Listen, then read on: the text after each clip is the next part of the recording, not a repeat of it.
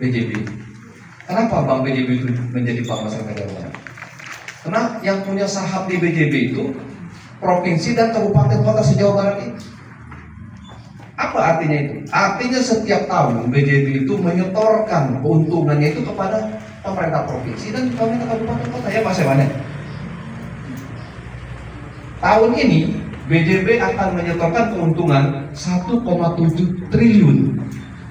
Tahun ini sudah diekspos kemarin. Walaupun sekarang lagi ada masalah karena direkturnya korupsi. Sekarang lagi bermasalah itu. Tapi itu banknya masyarakat Jawa Barat. Di kami itu Bu, setiap tahun anggaran itu lebih dari 500 miliar yang dilakukan keuntungan BJB, belum kabupaten kota. Ya, jadi BJB itu banknya kita semua. Siapapun yang punya KTP Jawa Barat itulah pemilik BJB. Kenapa? Karena keuntungannya itu disetorkan semuanya kepada pemerintah untuk apa? Untuk pembangunan, untuk pendidikan, untuk kesehatan. Jadi kembali lagi ke kita. Nih kalau ibu buka rekening di BJB nih, biaya administrasinya lebih mahal dikit dari BCA, nggak apa-apa, mendingan di BJB. Kenapa? Karena BJB balik lagi ke ibu uangnya itu. Tapi BCA ownernya ada luar negeri, ya kan? Nah, itu jadi penting sekali di kesadaran kita untuk memajukan daerah kita. Yang kita harus buka rekening di situ. Coba kalau Jawa Barat yang penduduknya 50 juta lebih menjadi nasabah BJB, BJB itu meroket, Pak. Ya kan, besar sendiri, tidak akan ada saingan. Tapi masyarakat kita banyak yang nggak tahu bahwa BJB itu bank kita, gitu. Itu persoalannya, ya kan? Jadi itu soal modal, boleh itu. Nanti kalau yang untuk usaha-usaha sifatnya ini bisa memohon ke pemerintah kabupaten kota Cimahi. Nanti dasarnya kalau mohon bantuan permodalan itu cantumkan Perda nomor 15 tahun 2017 tentang ekonomi kreatif, masukkan sih sebagai dasar. Dasar harus dibikin sendiri ya, bukan dari pemerintah yang dibuat. Apa ini? Berarti kalau produk ngajuin ke pemerintah kayak gini, produknya harus kita bikin sendiri, bukan dari pakaian. Bukan. Jadi kalau ibu sudah menjadi pengusaha ekonomi kreatif, ibu pengen modal usahanya, itu lebih mudah mendapatkan bantuan ketimbang yang bukan ekonomi kreatif. Kenapa? Karena ekonomi kreatif ini dia sudah ada peraturannya. Itu enaknya itu seperti itu. Tapi kalau yang di luar ekonomi kreatif, jadi tidak ada dasarnya. Kalau ini dasarnya jelas, sudah ada perda yang disahkan, diundangkan, sudah berlaku dari tahun 2017. Nah inilah sebabnya sosialisasi jadi penting agar ibu-ibu tahu. Coba kalau saya nggak sini, nah ini persoalan. Nah ini dari mulut ibu-ibu nanti sampaikan, nanti sebarkan lagi kepada yang lain, agar masyarakat semuanya tahu, kan begitu.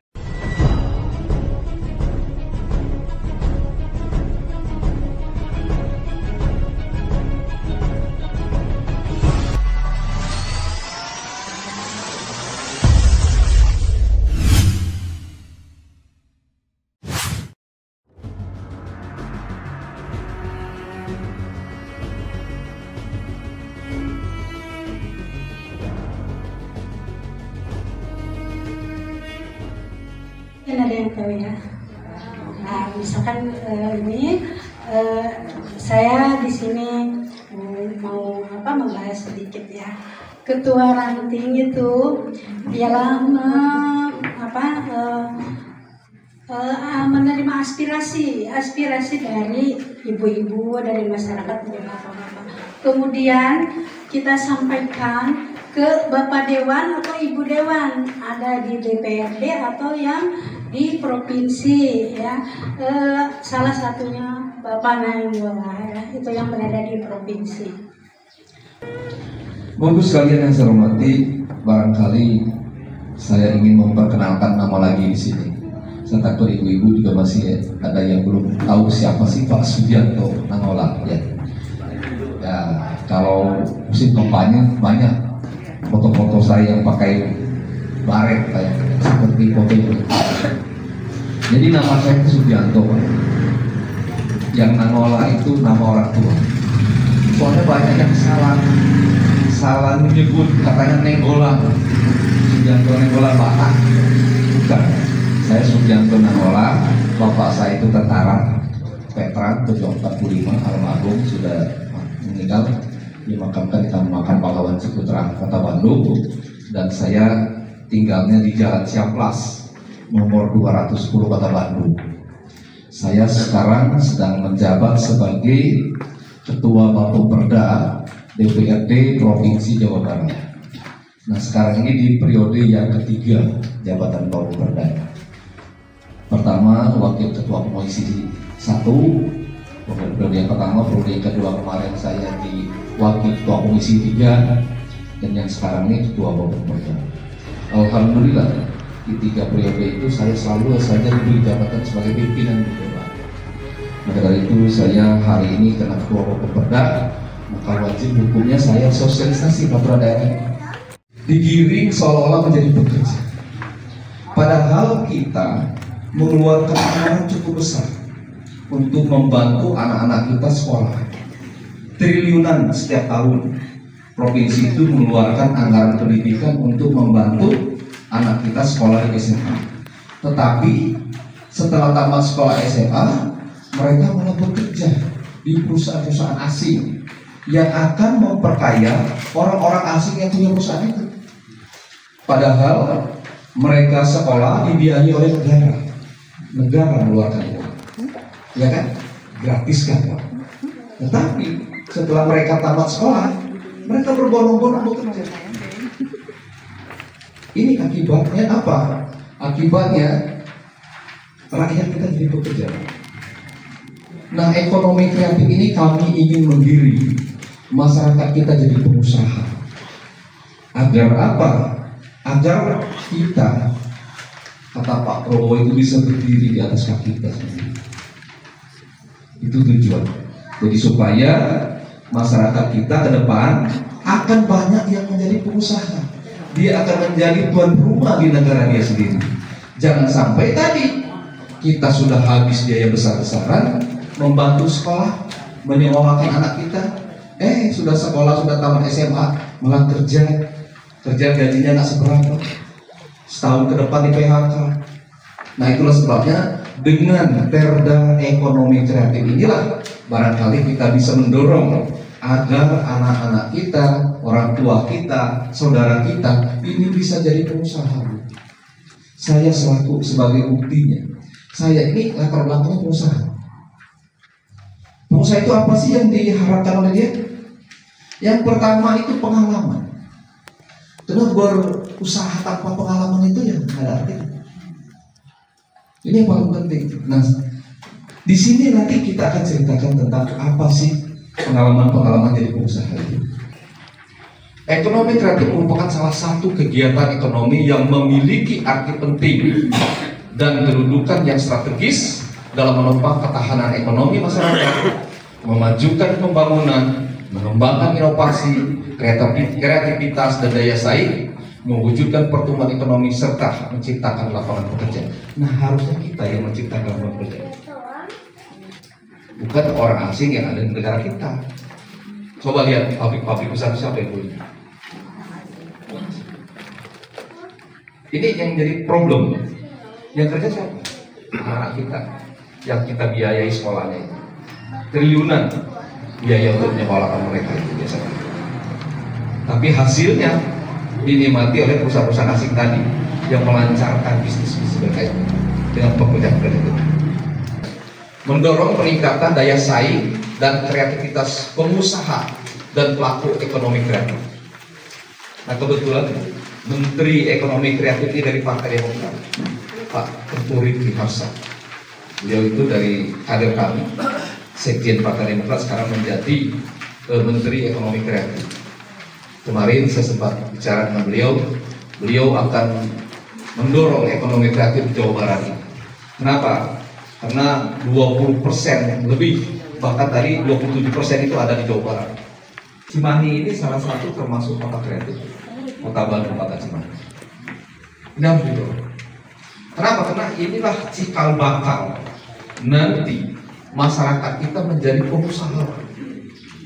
Jadi kalau kita ingin mengharapkan banyak masyarakat kita yang menjadi pengusaha besar, maka diawali dari hal kecil kayak itu. Nanti mereka akan tumbuh, akan menjadi pengusaha besar. Saya tahun 83 hanya butuh 3 bulan saya menjadi pedagang kaki lima. 6 bulan ke depan saya itu sudah bisa ngontrak tempat. 1 tahun ke depan saya sudah bisa beli. Betul. 2 tahun ke depan saya bisa bangun pabrik buat garment. Latar belakang saya. Jadi sebenarnya ketika masyarakat itu punya pengalaman, dia akan maju sendiri. Nah, artinya yang dibutuhkan pengalaman itu. Nah, pengalaman itu tidak ada di buku. Harus praktek, Pak, harus belajar, harus berbuat, harus melaksanakan. Di situ pengalaman. Pengalaman itu jam terbang, sangat penting. Jadi itu menurut saya jangan sampai masyarakat kita dididik, diarahkan menjadi pekerja kasihan masa depan. Itu masalahnya. Maka dari itu Pak Prabowo itu juga sama latar belakangnya pengusaha. Beliau pengen kita berdiri di atas kaki kita sendiri. Itu sangat bagus ya. Promosi ekonomi kreatif ada itu. Jadi ketika nanti masyarakat itu mau dipromosikan, di sini di Perda diatur kelembagaan ekonomi kreatifnya, ya kan, kotak kreatifnya, kemitraan jaringan usahanya, ya, insentif. Nih ada insentif, Pak. Pendanaan ekonomi kreatif. Di situ ada pendanaan ekonomi kreatif yang menjadi kepastian hukum bagi masyarakat kita yang bergerak di ekonomi kreatif yang ingin mendapatkan dana bantuan. Ada diatur dalam perda itu. Artinya apa itu? Artinya kita bisa memohon bantuan kepada pemerintah provinsi untuk memohon dana ketika kita berusaha di ekonomi kreatif. Ya, itu ada pendanaan ekonomi kreatif, sistem informasi ekonomi kreatif dan pengawasan dan kendalian. Ya Bu ya. Jadi itu sebenarnya. Jadi nanti pelan-pelan di rumah dibaca. Kalau nanti ada yang nggak paham, saya sudah meninggalkan alamat.